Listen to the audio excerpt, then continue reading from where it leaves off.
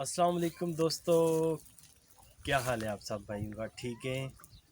आज का टॉपिक है जनाब के मुर्गे को हल्का बुखार हो जाए और मुर्गा सुस्त हो जाए तो उसका क्या ट्रीटमेंट करेंगे। ठीक है जी, आप भाई छा गए हैं, ठा कर गए। तो आज आपको हम लोग ये जो सिंपल सा तरीका है बताएंगे। और अपने बर्ड्स की बहुत केयर किया करें। मौसम चेंज हो रहा है, जैसे ही सर्दियाँ आती हैं आपको पता है, या गर्मियाँ आती हैं तो हल्का फुल्का बुखार होता ही है।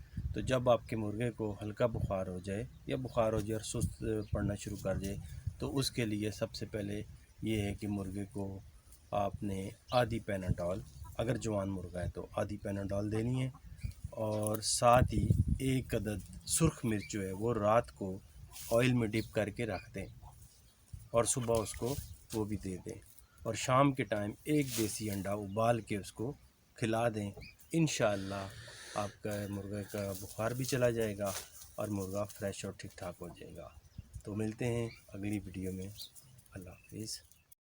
हमारे चैनल को सब्सक्राइब करना मत भूलिएगा, लाइक करना भी और बेल आइकन दबाना भी मत भूलिएगा। अल्लाह हाफिज़।